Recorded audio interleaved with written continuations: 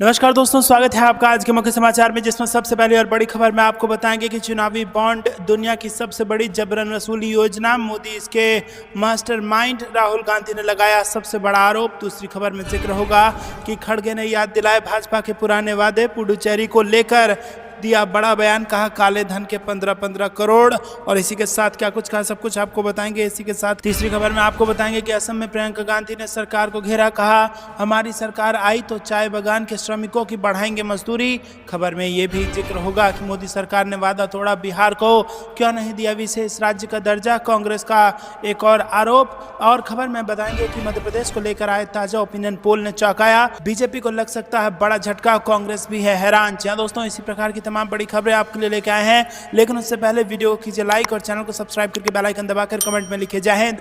रुक करते हैं सबसे पहले और बड़ी खबर की तरफ। राहुल गांधी ने लगाया सबसे बड़ा आरोप, चुनावी बॉन्ड दुनिया की सबसे बड़ी जबरन वसूली योजना, मोदी इसके मास्टरमाइंड। जी हाँ दोस्तों, आपको बता दें कि कांग्रेस नेता राहुल गांधी ने सोमवार को चुनावी बॉन्ड को दुनिया की सबसे बड़ी जबरन वसूली योजना बताया और इसके पीछे पीएम नरेंद्र मोदी को मास्टरमाइंड बताया।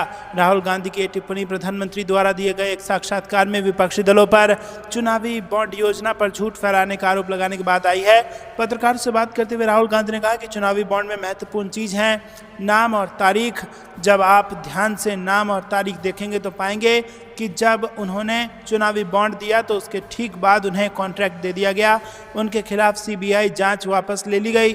उन्होंने कहा कि असल में प्रधानमंत्री इस मुद्दे पर बुरी तरह फंस गए हैं और इसीलिए वो इंटरव्यू दे रहे हैं। ये दुनिया की सबसे बड़ी जबरन वसूली योजना है और मोदी इसके मास्टरमाइंड हैं। जी हाँ दोस्तों, राहुल गांधी ने आरोप लगाया कि भाजपा को चुनावी बॉन्ड के रूप में धन मिलने के तुरंत बाद उन दानदाताओं को बड़े कॉन्ट्रैक्ट दिए गए। और दोस्तों, पीटीआई के अनुसार कांग्रेस नेता राहुल गांधी ने यहाँ लोकसभा चुनाव के लिए प्रचार के दौरान केंद्र में सत्तारूढ़ भाजपा और आरएसएस पर जमकर निशाना साधा। उन्होंने कहा कि भारत को अंग्रेजों से आज़ादी इसलिए नहीं मिली थी कि देश को संघ परिवार की विचारधारा का उपनिवेश बना दिया जाए।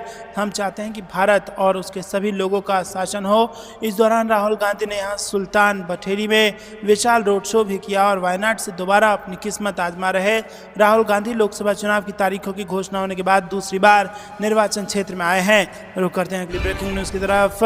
खड़गे ने याद दिलाए भाजपा के पुराने वादे और पुडुचेरी को लेकर दिया बड़ा बयान। जी हाँ दोस्तों, कांग्रेस ने राष्ट्रीय अध्यक्ष मल्लिकार्जुन खड़गे सोमवार को केंद्र सरकार पर जमकर हमला बोला और उन्होंने पीएम मोदी की गारंटी को झूठा करार देते हुए कहा कि अब तक किसी भी गारंटी को पूरा नहीं किया गया। इंडिया गठबंधन द्वारा आयोजित एक रैली को संबोधित करते हुए उन्होंने कहा कि पीएम मोदी ने युवाओं को 2 करोड़ नौकरियां देने का वादा किया था, जिसको पूरा नहीं किया गया है। खड़गे ने इस दौरान काला धन को लेकर भी पीएम मोदी पर निशाना साधा और कहा कि विदेशों में जमा काले धन को वापस लाने पर प्रत्येक व्यक्ति को 15 लाख रुपए मिलने का वादा भी अभी तक पूरा नहीं हुआ है। उन्होंने कहा कि सरकार ने किसानों से किया अपना वादा अभी तक नहीं निभाया है। उनकी उपज की कीमतों में बढ़ोतरी या उनकी फसलों के लिए न्यूनतम समर्थन मूल्य नहीं दिया जा रहा है। उन्होंने कहा कि भाजपा ने अपने वादे से लोगों को धोखा दिया है। कांग्रेस अध्यक्ष ने कहा कि उनकी पार्टी पुडुचेरी को पूर्ण राज्य का दर्जा दिलाने के लिए प्रतिबद्ध है और उन्होंने कहा कि भाजपा ने अपना घोषणा पत्र जारी किया है लेकिन इस मुद्दे पर कुछ नहीं कहा है। उन्होंने आरोप लगाया कि भाजपा मुद्रास्फीति को रोकने में नाकाम रही है और इसके लिए उसने किसी भी तरह का कदम नहीं उठाया। रुक करते हैं अगली ब्रेकिंग न्यूज की तरफ। असम में प्रियंका गांधी ने सरकार को घेरा, कहा हमारी सरकार आई तो चाय बागान के श्रमिकों की बढ़ाएंगे मजदूरी। जी हाँ दोस्तों, कांग्रेस महासचिव प्रियंका गांधी ने असम के जोरहाट में पार्टी उम्मीदवार गौरव गोगोई के समर्थन में मंगलवार को रोड शो किया और कहा कि यदि विपक्षी गठबंधन को लोकसभा चुनाव में जीत हासिल होती है तो चाय बागान के श्रमिकों की दैनिक मजदूरी बढ़ाई जाएगी।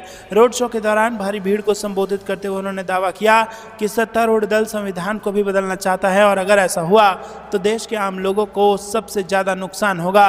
प्रियंका गांधी ने कहा कि जब मैं 2-3 साल पहले विधानसभा चुनाव से पूर्व असम आई थी और चाय बागानों का दौरा किया था तो मैंने कांग्रेस की सरकार बनने पर मजदूरी बढ़ाने का वादा किया था, लेकिन अपने भारतीय जनता पार्टी को आपने चुना और मजदूरी नहीं बढ़ाई गई जो लगभग 250 रुपये है। प्रियंका गांधी ने कहा कि मैं आपको फिर से बता रही हूँ कि अगर हम केंद्र में सरकार बनाते हैं तो हमारे घोषणा पत्र में चाय बागान श्रमिकों की मजदूरी बढ़ाने की गारंटी दी गई है। कांग्रेस के जोरहाट लोकसभा क्षेत्र के उम्मीदवार गोगोई के समर्थन में प्रियंका गांधी ने कहा कि जब बीजेपी नेता प्रचार करने आते हैं तो वो अप्रासंगिक मुद्दों के बारे में बात करते हैं, लेकिन गौरव गोगोई ने हमेशा लोगों के मुद्दों को उठाया है। और प्रधानमंत्री नरेंद्र मोदी पर हमला करते हुए कांग्रेस नेता ने कहा कि बेरोजगारी अब तक के सर्वोच्च स्तर पर है, लेकिन प्रधानमंत्री ने हाल ही में एक साक्षात्कार में केवल 2 बार इसका उल्लेख किया, जो कि उनके मन की बात को दर्शाता है। रुक करते हैं अगली ब्रेकिंग न्यूज की तरफ। मोदी सरकार ने वादा तोड़ा, बिहार को क्यों नहीं दिया विशेष राज्य का दर्जा, कांग्रेस का एक और आरोप। जी दोस्तों, आपको बता दें कि कांग्रेस ने बिहार के प्रमुख मुद्दे को लेकर मंगलवार को मोदी सरकार पर हमला बोला और पूछा कि वादे के मुताबिक राज्य की विशेष राज्य का दर्जा क्यों नहीं दिया गया। कांग्रेस महासचिव जयराम रमेश ने बिहार में पीएम मोदी की चुनावी रैलियों से पहले उन पर निशाना साधा।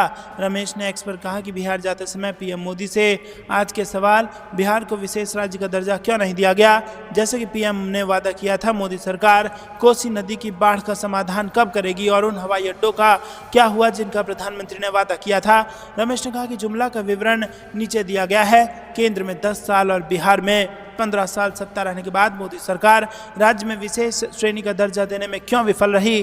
केंद्र की अपनी बहुआयामी गरीबी सूचकांक रिपोर्ट के अनुसार बिहार को भारत में सबसे गरीब राज्य के रूप में स्थान दिया गया है और राज्य की 52% आबादी को अपेक्षित स्वास्थ्य, शिक्षा और जीवन स्तर तक पहुंच का अभाव है।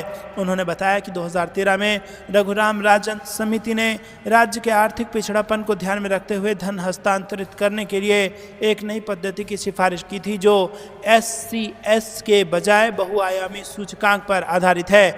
रुक करते हैं अगली ब्रेकिंग न्यूज की तरफ। मध्य प्रदेश को लेकर आए ताजा ओपिनियन पोल ने चौंकाया, बीजेपी को लग सकता है झटका, कांग्रेस भी है हैरान। जी दोस्तों, आपको बता दें कि मध्य प्रदेश की 6 सीटों पर 19 अप्रैल को पहली वोटिंग होने जा रही है और यहाँ पर 17 अप्रैल की शाम को प्रचार का शोर थम जाएगा। बचे हुए अंतिम समय में दोनों ही राजनीतिक दल अपनी पूरी ताकत झोंकती नजर आ रही है और इसी बीच आपको बता दें कि ओपिनियन पोल का सर्वे सामने आया है और मध्य प्रदेश की 29 सीटों को लेकर आए इस ताजा ओपिनियन पोल के आंकड़े चौंकाने वाले हैं और इसमें बीजेपी के लिए जहां हैरान करने वाले आंकड़े हैं, तो वहीं कांग्रेस को भी इस आंकड़े ने चौंका दिया है। जी हाँ दोस्तों, मध्य प्रदेश लोकसभा चुनाव में कुछ सीटों पर कांग्रेस सीधे तौर पर बीजेपी को टक्कर देती नजर आ रही है और यही कारण है कि बीजेपी का मिशन 29 संकट में दिखाई दे रहा है। पार्टी और उनके नेता भले ही दावा कर रहे हों कि वो प्रदेश की सभी सीटों पर जीत दर्ज कर रहे हैं, पर ऐसा होता दिखाई नहीं दे रहा है। मध्य प्रदेश में एनडीए को 29 सीटों में से यहाँ पर जो 29 का 29 सोच रही थी भाजपा, वो होते नहीं दिखाई दे रहा है और नुकसान मध्य प्रदेश में भाजपा को मिल सकता है। दोस्तों, रुक करते हैं अगली ब्रेकिंग न्यूज की तरफ।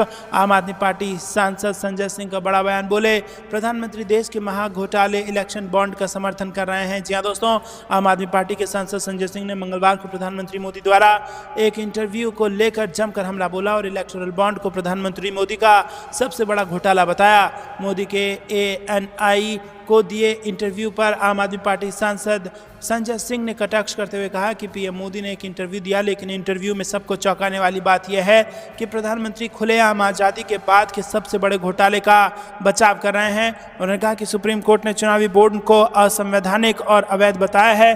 प्रधानमंत्री ने सुप्रीम कोर्ट का भी अपमान किया है और उन्हें सुप्रीम कोर्ट और देश की जनता से माफ़ी मांगनी चाहिए। तो दोस्तों, यहाँ पर आपको बता दें कि जिस चुनावी बॉन्ड को सुप्रीम कोर्ट ने असंवैधानिक करार देते हुए अब कचरे के डिब्बे में फेंक दिया है, उस चुनावी बॉन्ड की तारीफ करते इंटरव्यू में नजर आए प्रधानमंत्री मोदी, जिसके बाद अब आम आदमी पार्टी के सांसद संजय सिंह ने उनको घेरते हुए कहा है कि प्रधानमंत्री को सुप्रीम कोर्ट का अपमान करने के लिए सुप्रीम कोर्ट और देश की जनता से माफी मांगनी चाहिए। आपको क्या कुछ लगता है दोस्तों, कमेंट में जरूर बताइए। वीडियो को लाइक नहीं किया तो लाइक जरूर कीजिएगा। रुक करते हैं अगली ब्रेकिंग न्यूज की तरफ। भाजपा दंगा कराना चाहती है, NIA भेजना चाहती है ताकि मतदान ना हो सके, ममता बनर्जी का मोदी सरकार पर हमला। जी दोस्तों, पश्चिम बंगाल की मुख्यमंत्री ममता बनर्जी ने सोमवार को मतदाताओं से देश की आज़ादी की रक्षा के लिए लोकसभा चुनाव में भाजपा को हटाने की अपील की और कहा कि अगर भाजपा जीतती है तो देश में आगे से कोई चुनाव नहीं होगा। ममता बनर्जी ने कूच बिहार में आयोजित तृणमूल की रैली में कहा कि मैं स्पष्ट रूप से कह रहा हूं कि ये बात याद रखना, ये चुनाव कोई सामान्य चुनाव नहीं है। पूरा भारत समझ गया है, आप भी समझ गए हैं। अगर देश की आज़ादी की रक्षा करनी है तो बीजेपी को गद्दी से हटाना होगा, नहीं तो देश में कोई आज़ादी नहीं होगी। दोस्तों, आपको बता दें कि एक राष्ट्र एक चुनाव की अवधारणा की आलोचना करते हुए उन्होंने कहा कि अगर यह अवधारणा लागू हुई तो फिर देश में चुनाव नहीं होंगे और प्रधानमंत्री मोदी जी जो कुछ भी कहते हैं वो सब लागू कर देंगे। दोस्तों, मुख्यमंत्री बनर्जी ने कहा कि एक राष्ट्र एक चुनाव का मतलब है कि देश में अब कोई चुनाव नहीं होगा, देश का संघीय ढांचा खत्म हो जाएगा और देश में कोई चुनाव नहीं होगा। रुक करते हैं अगली ब्रेकिंग न्यूज की तरफ। भाजपा जो समान नागरिक संहिता ला रही है वो देश में विभाजन, नफरत, आक्रोश और संघर्ष को जन्म देगी, पी चिदम्बरम ने दिया ये बड़ा बयान। जी दोस्तों, कांग्रेस के वरिष्ठ नेता और पूर्व केंद्रीय मंत्री पी चिदम्बरम ने कर्नाटक की चुनावी रैली में कांग्रेस के खिलाफ प्रधानमंत्री नरेंद्र मोदी के टुकड़े टुकड़े गैंग के सुल्तान वाले बयान पर तंज कसते हुए मंगलवार को कहा कि भाजपा का घोषणा पत्र खासकर समान नागरिक संहिता देश में विभाजन पैदा करेगा। चिदम्बरम ने एएनआई को बताया कि हर बार भाजपा कांग्रेस की योजनाओं और कार्यक्रमों का सामना करना पड़ता है तो वो कांग्रेस पर गिरोहबंदी का आरोप लगाते हैं। उन्होंने कहा कि वास्तव में ये भाजपा का घोषणा पत्र है, खासकर सामान्य नागरिक संहिता पर, जो एक समुदाय और दूसरे समुदाय के बीच विभाजन पैदा करेगा और ये विभाजन अंततः नफरत भरे भाषण, आक्रोश, क्रोध और संघर्ष को जन्म देगा।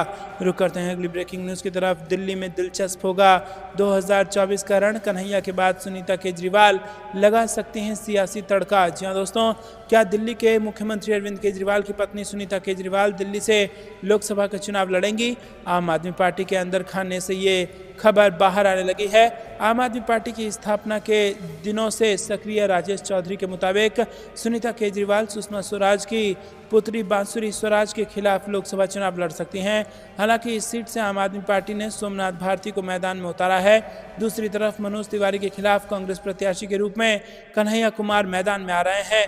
कुल मिलाकर विपक्ष की योजना दिल्ली में 2024 के रण को दिलचस्प बनाने की है। रुक करते हैं अगली ब्रेकिंग न्यूज की तरफ। अखिलेश यादव की गमछा पॉलिटिक्स में उलझे जयंत चौधरी और 2 तस्वीरें बनी गवाह। जी हाँ दोस्तों, उत्तर प्रदेश में पहले चरण के लिए समाजवादी पार्टी प्रमुख अखिलेश यादव ने मोर्चा संभाल लिया है। 12 अप्रैल के बाद से हर दिन वो पश्चिमी उत्तर प्रदेश में चुनाव प्रचार करते नजर आए हैं और इस दौरान उनके हाव भाव के साथ कई और पहलुओं की चर्चाएं हो रही हैं और उनकी रणनीति से पुराने विरोधियों को भी सोचने पर मजबूर कर दिया गया है। दोस्तों, बीते 4 दिनों के पश्चिमी उत्तर प्रदेश में अखिलेश यादव की चुनावी रैली पर नजर डालें तो हर दिन वह अपने आम दिन के पहनावे से अलग गमछे के साथ नजर आ रहे हैं और इस वजह से अखिलेश यादव का गमछा पॉलिटिक्स की चर्चा बीते कुछ दिनों में काफी हो रही है और राजनीति की जानकारी से पश्चिम उत्तर प्रदेश में किसानों और जाट समुदाय से जोड़कर देख रहे हैं। रुक करते हैं अगली ब्रेकिंग न्यूज की तरफ। मध्य प्रदेश से बड़ी खबर, कांग्रेस नेता कमलनाथ के घर पुलिस की दबिश पर भड़के जीतू पटवारी। जी हाँ दोस्तों, मध्य प्रदेश के छिंदवाड़ा में सोमवार को पूर्व सीएम कमलनाथ के घर पहुंचे पुलिस को लेकर प्रदेश कांग्रेस अध्यक्ष जीतू पटवारी ने बयान जारी किया है और कहा है कि बीजेपी का काम अब लोकतंत्र की हत्या करना ही रह गया है। डरे और कायर लोग इस तरह का काम करते हैं। प्रदेश कांग्रेस अध्यक्ष जीतू पटवारी ने कहा कि छिंदवाड़ा में भारतीय जनता पार्टी हार रही है और ये उनके डर को दिखाता है। जीतू पटवारी ने कहा कि मध्य प्रदेश में पूरी बीजेपी धन बल का किस तरीके से उपयोग कर रही है ये जग जाहिर है। हमारे अकाउंट ब्लॉक हो गए थे, हमारे पास धन की कमी है। उन्होंने कहा कि पहले विधायक और फिर कमलनाथ के घर प्रशासन का 4 घंटे रहना ये लोकतंत्र में कुठारघात है। प्रदेश कांग्रेस अध्यक्ष जीतू पटवारी ने अमित शाह के छिंदवाड़ा दौरे को लेकर कहा कि अमित शाह विधानसभा चुनाव से पहले भी आए थे, उन्होंने प्रदेश की जनता से कई वादे किए थे। आज अमित शाह को जवाब देना पड़ेगा कि इन वादों का क्या हुआ। बीजेपी के घोषणा पत्र को लेकर भी बड़ा बयान दिया जीतू पटवारी ने। दोस्तों, रुक करते हैं अगली ब्रेकिंग न्यूज की तरफ। मणिपुर में थे अमित शाह, सड़कों पर हो रही थी आगजनी, सुरक्षा बलों के पसीने छूटे। जी हाँ दोस्तों, यहाँ पर केंद्रीय गृह मंत्री अमित शाह ने सोमवार को मणिपुर में जनसभा की और इसके पहले उनके दौरे को बाधित करने के लिए सड़कों पर उतरी प्रदर्शनकारी महिलाओं ने आगजनी की। अमित शाह के चुनाव प्रचार कार्यक्रम में वाहनों और लोगों को शामिल होने से रोकने के लिए महिलाओं ने टायर जलाए और सड़कें अवरुद्ध कर दी। अमित शाह के दौरे से पहले कुछ प्रदर्शनकारियों ने अपनी नाराजगी व्यक्त करते हुए इम्फाल पश्चिम और इम्फाल पूर्व के कुछ हिस्सों में प्रदर्शन किया। दोपहर करीब 1 बजे इम्फाल पूर्वी जिले के लामलोंग इलाके में प्रदर्शनकारियों ने कांगजीबुंग में उन सभी गाड़ियों को रोक दिया जिन पर बीजेपी के बैनर पोस्टर लगे थे और इम्फाल पूर्वी जिले के न्यू चेकन में भी एक विरोध प्रदर्शन किया गया जहां सड़कें अवरुद्ध कर दी गई और टायरों में आग लगा दी गई। रुक करते हैं अगली ब्रेकिंग न्यूज की तरफ। अमित शाह के छिंदवाड़ा दौरे पर कांग्रेस का तंज, कमलनाथ से घबराई भाजपा, कल पुलिस को भेजा आज अमित शाह को। जी हां दोस्तों, छिंदवाड़ा में केंद्रीय गृह मंत्री अमित शाह रोड शो करेंगे। हालांकि रोड शो से पहले कांग्रेस के प्रदेश प्रवक्ता विवेक त्रिपाठी ने कहा कि बीजेपी कमलनाथ की लोकप्रियता से घबरा गई है और छिंदवाड़ा सीट जीतने के लिए हर तरह के हथकंडे अपना रही है। रुक करते हैं अगली ब्रेकिंग न्यूज की तरफ। तेजस्वी यादव ने पीएम मोदी पर साधा निशाना, कहा प्रधानमंत्री ने केवल बेरोजगारी, महंगाई, गरीबी और जुमलेबाजी ही दी है। जी दोस्तों, यहाँ पर लोकसभा चुनाव से पहले नेताओं के बीच बयानबाजी तेज हो गई है और कोई अपनी उपलब्धियों से जनता को अवगत करा रहा है तो कोई अपने प्रतिद्वंदियों को आड़े हाथे ले रहा है। और इस बीच पटना पहुंचे आरजेडी सुप्रीमो लालू प्रसाद यादव के छोटे बेटे तेजस्वी यादव ने मीडिया से बातचीत के दौरान प्रधानमंत्री मोदी पर निशाना साधा। मीडिया से बातचीत के दौरान जहां अपनी सरकार की उपलब्धियों से जनता को वाकिफ कराया तो वहीं दूसरी तरफ प्रधानमंत्री मोदी की आलोचना की। उन्होंने कहा कि हमने सत्ता में रहने के दौरान हर क्षेत्र को विकसित करने के लिए देश में काम किया। सत्ता में रहते हुए हमने लाखों युवाओं को नौकरियां दी, मानदेय बढ़ाया, जाति आधारित जनगणना कराई, आरक्षण की सीमा को बढ़ाया। तेजस्वी यादव ने आगे कहा कि बिहार में पहली बार 50,000 करोड़ के निवेश का MOU यानी कि मेमोरेंडम ऑफ अंडरस्टैंडिंग साइन हुआ है और ये उनको जंगल राज नजर आ रहा है। तो मैं क्या कर सकता हूँ? हम लोगों को गाली देने के बजाय 10 साल में उन्होंने जो वादा किया था वो बिहार के लिए क्या किया? उनके मैनिफेस्टो में बिहार का जिक्र क्यों नहीं है?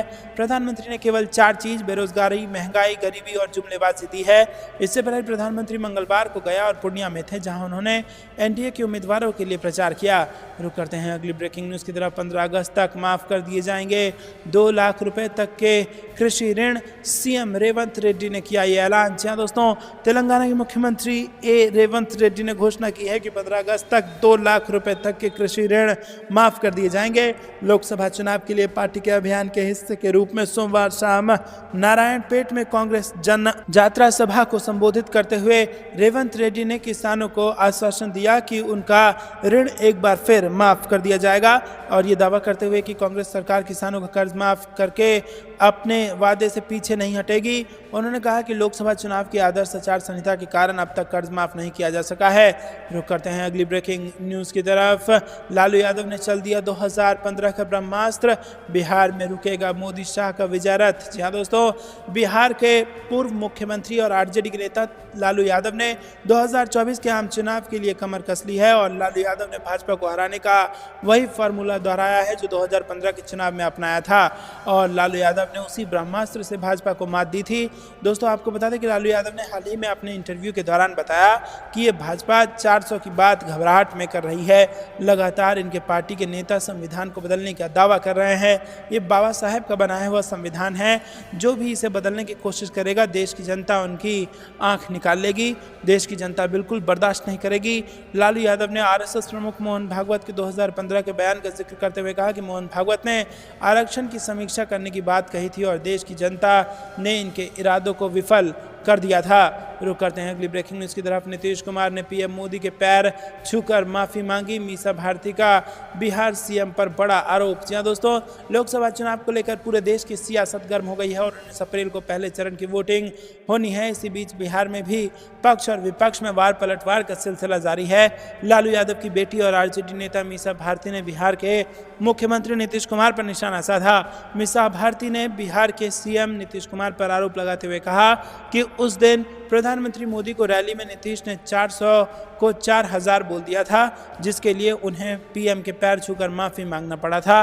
वहीं सीएम नीतीश कुमार के अलावा मीसा भारती ने भाजपा के कार्यों पर भी सवाल उठाए हैं और मीसा भारती ने कहा है कि प्रधानमंत्री जी रोजगार, किसानों की एमएसपी और आय दुगनी करने पर बात क्यों नहीं करते हैं? परिवार पर क्यों बोल रहे हैं? परिवारवाद पर बोलने से किस युवा को रोजगार मिलेगा और किस किसान की आय दुगनी हो जाएगी? रुक करते हैं अगली ब्रेकिंग न्यूज की तरफ। बेरोजगारी सबसे बड़ा मुद्दा भाजपा के घोषणा पत्र में जिक्र तक नहीं। जी हाँ दोस्तों, कांग्रेस के राज्यसभा सदस्य दीपेंद्र हुड्डा का कहना है कि एक तरफ बेरोजगारी देश में सबसे बड़ा मुद्दा है तो दूसरी तरफ भाजपा ने अपने घोषणा पत्र में इसका कोई जिक्र नहीं किया।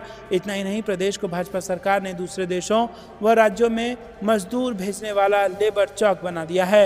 और हुड्डा सोमवार को कार्यक्रम में शामिल होने महम पहुंचे थे। उन्होंने कहा कि बेरोजगारी पर नकेल कसने के लिए बीजेपी के पास कोई रोड मैप नहीं है, जबकि कांग्रेस ने अपने घोषणा पत्र में पहले ही साल 30 लाख पक्की नौकरियां देने का वादा किया है। प्रदेश में सरकारी विभागों में खाली पड़े 2 लाख पदों को सरकार आने पर भर दिया जाएगा। बेरोजगारी में प्रदेश नंबर 1 हो गया है, जबकि भाजपा सरकार लगातार पक्की नौकरियों को खत्म कर रही है। बिना किसी मेरिट, बिना किसी पेपर, बिना आरक्षण और बिना भर्ती प्रक्रिया के युवाओं को हरियाणा कौशल रोजगार निगम में लगाया जा रहा है। कौशल निगम का एक हिस्सा डिजिटल लेबर चौक है, जहां युवाओं को उनके काम के मुताबिक दिहाड़ी जितना वेतन भी नहीं मिलता, कम वेतन और बिना किसी जॉब गारंटी के युवाओं का शोषण किया जाता है। तो दोस्तों, ये थी दिन भर की सारी जरूरी और बड़ी खबरें। अंत तक बने रहने के लिए बहुत बहुत धन्यवाद। जाने से पहले वीडियो को लाइक और चैनल को सब्सक्राइब करके बेल आइकन दबाकर कमेंट में लिखे जय हिंद। अभी के लिए इतना ही। जय हिंद, जय भारत।